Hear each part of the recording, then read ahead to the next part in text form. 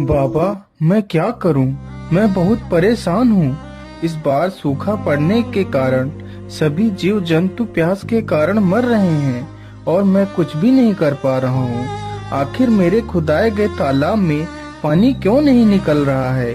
बाबा, इसका कोई उपाय बताओ। महाराज, इसका उपाय तो है, लेकिन उपाय बहुत ही कठिन है। बाबा, आप मुझे बताइए कि वह क्या उपाय है। मैं इन जीवों को इस प्रकार मरते हुए नहीं देख सकता। मैं इन्हें बचाने के लिए कुछ भी कर सकता हूँ। बस आप मुझे उपाय बताइए। तो सुनिए महाराज, इस तालाब में पानी आ सकता है यदि आप अपने बड़े बेटे या फिर बड़ी बहू की बलि इस तालाब पर दें, तो इस तालाब में पानी आ सकता है। महारानी जी, साधु बाबा ने बताया है तालाब में पानी तो निकल सकता है, लेकिन तालाब पर अपने बड़े बेटे या फिर बड़ी बहू की बलि देनी पड़ेगी। अब तुम ही बताओ, मैं क्या करूं? महाराज, हम अपनी बहू की बलि दे देते हैं। अगर बेटा जीवित रहेगा तो दूसरी बहू भी आ जाएगी। यदि बेटा ही नहीं होगा तो बहू किस काम की? राजा की बड़ी बहू छिपकर ये सारी बातें सुन रही थी। ये सारी बातें सुनने के बाद वह अपने शयन कक्ष में चली जाती है।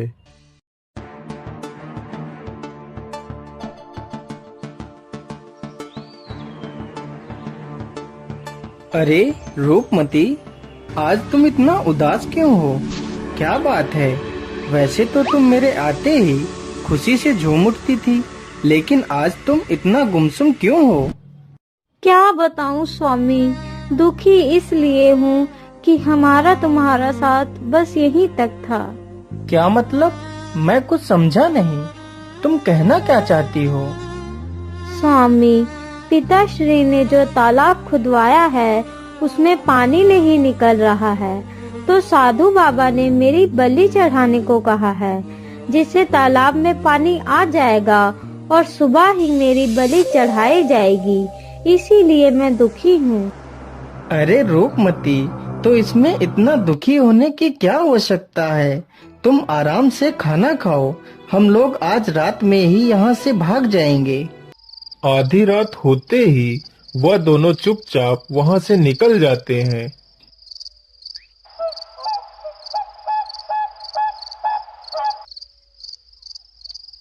रूपमती, अब हम दोनों अपने राज्य से काफी दूर आ गए हैं।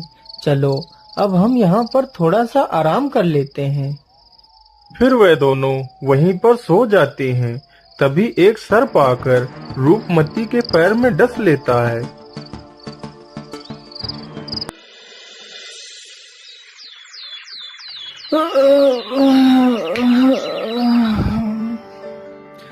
बहुत अच्छी नींद आई। चलो रूपमती। अरे ये क्या? रूपमती, तुम्हें क्या हो गया? हे ऊपर वाले, तुमने ये क्या कर दिया? मेरी रूपमती को क्या हो गया? अब मैं क्या करूँगा? मैं तुम्हारे बिना नहीं रह सकता रूपमती। हे भगवान, मुझे भी मार डालो। जिसके लिए मैंने घर छोड़ा, अपना परिवार छोड़ा, वही मुझे छोड़कर चला गया। हे भगवान, मुझे नहीं जीना है, मुझे नहीं जीना है। अरे बेटा, तुम क्यों रो रहे हो? तुम्हें क्या हुआ? बाबा, मेरी मदद करो बाबा। मेरी पत्नी को सर्प ने डस लिया है, मेरी मदद करो। अरे बेटा, तुम शांत हो जाओ। मैं तुम्हारी पत्नी को जीवित कर सकता हूँ, लेकिन याद रहे, तुम इस घटना के बारे में किसी को नहीं बताओगे। यदि तुमने किसी को बताया तो तुम्हारी पत्नी की मृत्यु हो जाएगी। ठीक है बाबा, मैं किसी को नहीं बताऊंगा बाबा। बस आप मेरी पत्नी को जीवित कर दीजिए। तो ठीक है बेटा, यह जल हाथ में लेकर 3 बार बोलो कि मैं अपनी आधी उम्र अपनी पत्नी को देता हूँ। मैं अपनी आधी उम्र अपनी पत्नी को देता हूँ। मैं अपनी आधी उम्र अपनी पत्नी को देता हूँ। मैं अपनी आधी उम्र अपनी पत्नी को देता हूँ। बेटा, अब इस जल को अपनी पत्नी के ऊपर डाल दो।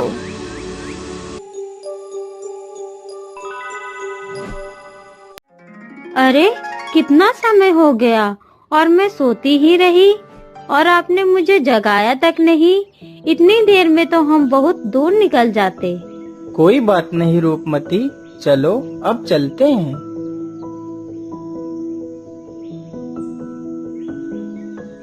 स्वामी, मुझे तो बहुत जोर की प्यास लग रही है। अब मुझसे और नहीं चला जाएगा।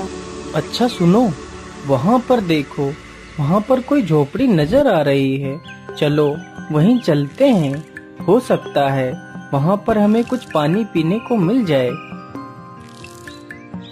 अरे भाई, हम लोग बहुत दूर से आ रहे हैं, क्या हमें कुछ पानी पीने को मिल सकता है?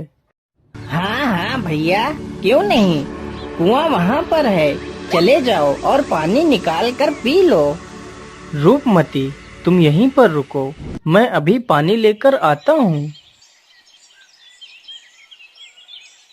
अरे, इतनी सुंदर स्त्री होकर भी तुम यहाँ वहाँ कहाँ भटकती घूम रही हो? क्या बताऊं भैया, यह तो मेरी फूटी किस्मत है जो मैं यहाँ वहाँ भटक रही हूँ। फिर रूपमती उसे अपनी पूरी कहानी सुनाती है।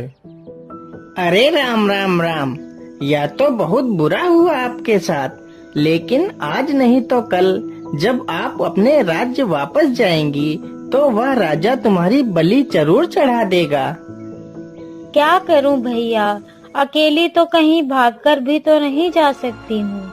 मेरी मानो तो तुम अपनी जान के लिए कोई भी खतरा मौन न लो। तुम अपने पति को मार दो और मेरे साथ यहाँ पर रह लो। यहाँ तुम्हारी जान को कोई खतरा नहीं होगा। हम दोनों आराम से यहीं रह सकते हैं। लेकिन मैं उसे कैसे मार सकती हूँ? तुम ही मार दो। अरे नहीं नहीं, पति तुम्हारा है तो मारना भी तुम्हें ही पड़ेगा। अच्छा ठीक है, मैं कोशिश करती हूँ। फिर वह पीछे से जाती है और राजकुमार को कुएं में धक्का दे देती है। राजकुमार कुएं में गिर जाता है। उन दोनों को लगा कि राजकुमार पानी में डूब गया है। अरे चलो चलो, यहाँ से भाग चलो, हम लोग कहीं दूसरी जगह चलते हैं। पूरी रात राजकुमार कुएं में लटका रहता है।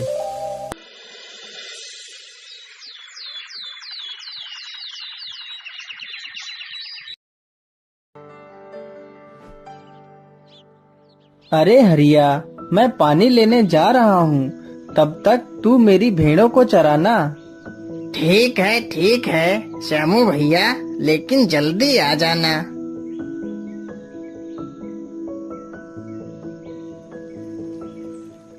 श्यामू जैसे ही अपना घड़ा कुएं में लटकाता है, तभी राजकुमार रस्सी को पकड़ लेता है। अरे कौन है कुएं में? छोड़ दो मेरा घड़ा। नहीं भैया, मैं आपका घड़ा ऐसे नहीं छोड़ूंगा, पहले आप मुझे बाहर निकाल दो।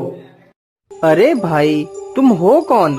पता नहीं तुम कोई भूत प्रेत ही हो और मैं तुम्हें बाहर निकालूं, तुम मुझे ही खा जाओ।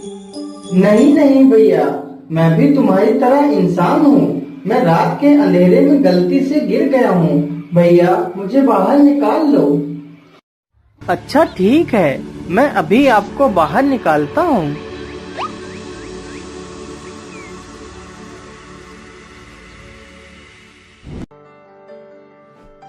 अरे भाई, परदेसी हूँ, काम की तलाश में इधर उधर भटक रहा था, तभी गलती से कुएं में गिर गया। लेकिन भैया, आपका बहुत बहुत धन्यवाद। अच्छा भाई, तो आपको काम चाहिए तो चलो मेरे साथ, मैं आपको काम दिलवाता हूँ।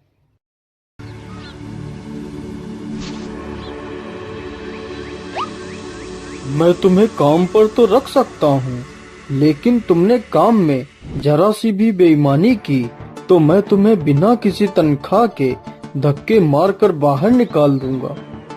मुझे मंजूर है सेठ जी, मैं पूरी ईमानदारी से अपना काम करूंगा।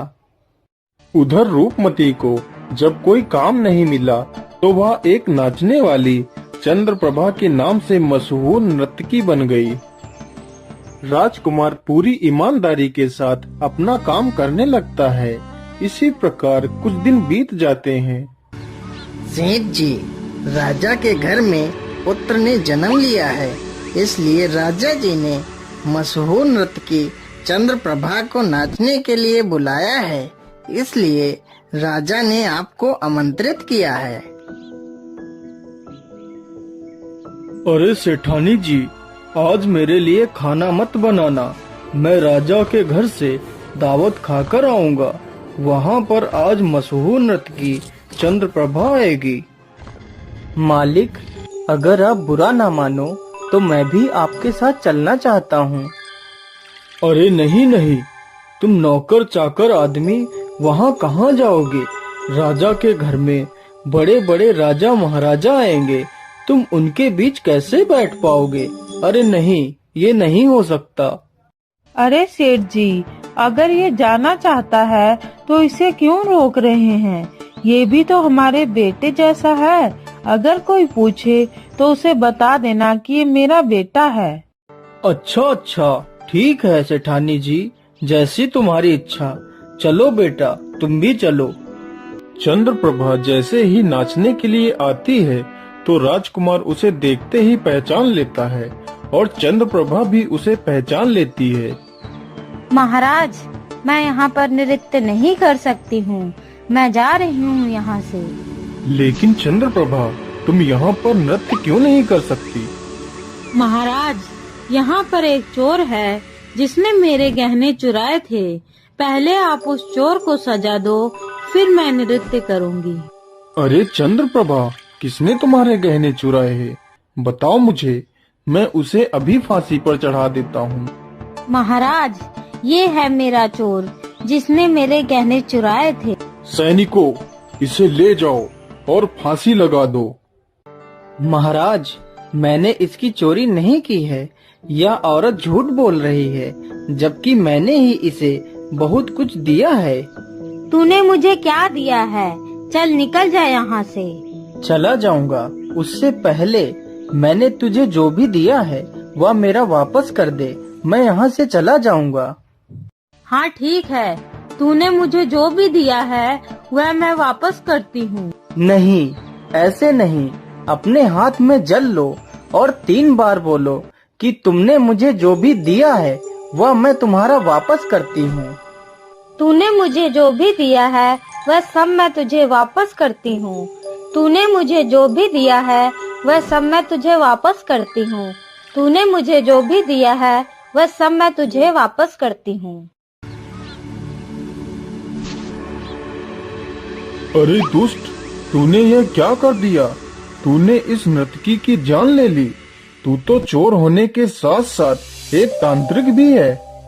नहीं महाराज, मैं कोई चोर नहीं और ना ही मैं कोई तांत्रिक हूँ। मैं बल्लभगढ़ का राजकुमार इंद्रसेन हूँ और यह कोई नर्तकी नहीं बल्कि मेरी पत्नी है।